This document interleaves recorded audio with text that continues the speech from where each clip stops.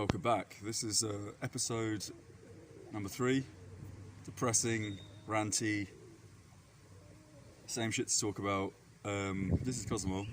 The last video was Playa del Carmen. The video before that was Cancun. This is actually a different state. It's like a little island.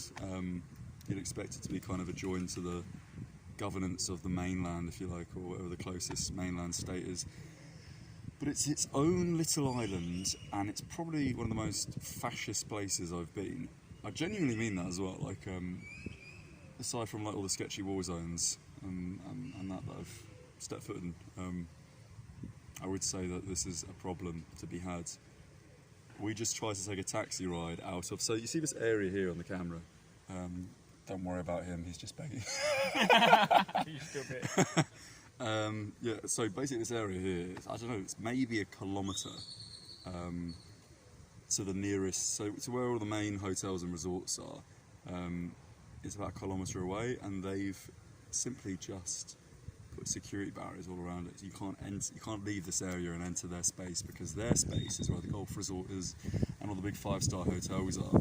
So what's essentially happened is all the rich people have obviously bought off the police or paid off the local municipal factions, and they've created their own big safe space so the common people can't enter.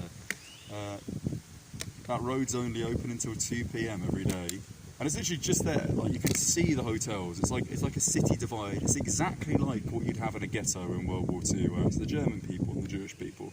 Ironically, this time, that ghetto over there, where the rich people live, is probably owned by the Jewish people because they own all the diamonds here, and there's a big Jewish community. So isn't that ironic?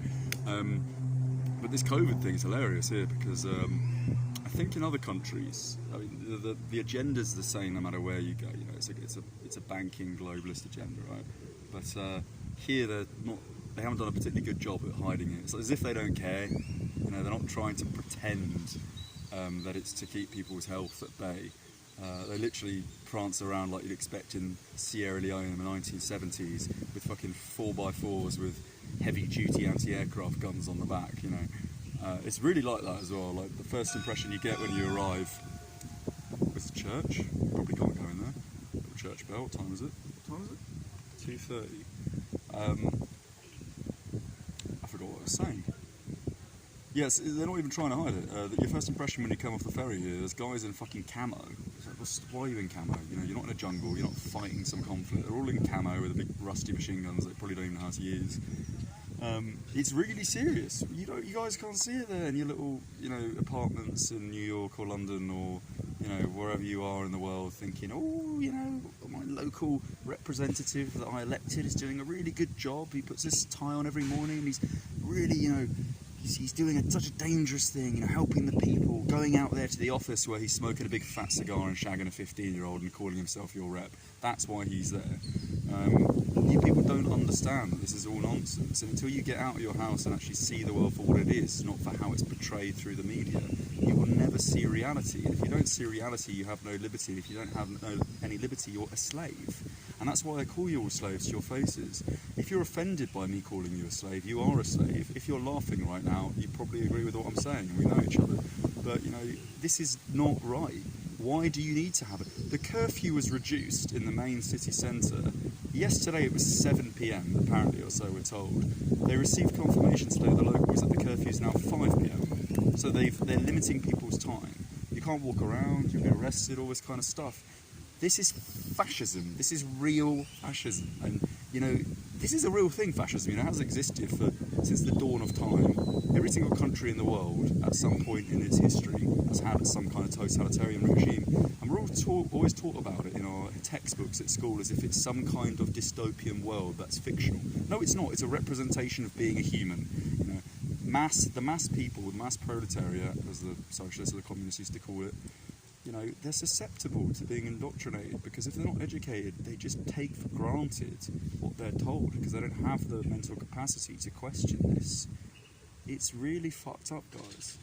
You don't need a fucking Uzi submachine gun to stop somebody from walking down the street if the government have implemented that. You say, like they would say in Sweden or Norway or some more socially progressive countries, politely, as if you're talking to a fellow person, your mother or your brother. Excuse me, guys, you know, this is being implemented. It would really be respectful if we could all just follow it. You know, that's my word of advice. You don't point a gun in someone's fucking face and give them $1,000 fine for stepping out. That's called totalitarianism. That's what they've done in every single authoritarian state since the dawn of time. They've punished people with guns. They've fucking manipulated people and bullied people. That is what fascism is. That's virtually the definition of fascism or any totalitarian regime. You know, it's an absolute authority without care for someone's emotional well-being. Before I end up going on more of a rant, here's a little view. I've got one of those next to me. So yeah, I mean the only good thing right now, the weather's pretty good, but you can't go on the beach, and it is what it is, isn't it? But it doesn't have to be. Remember that, it doesn't have to be.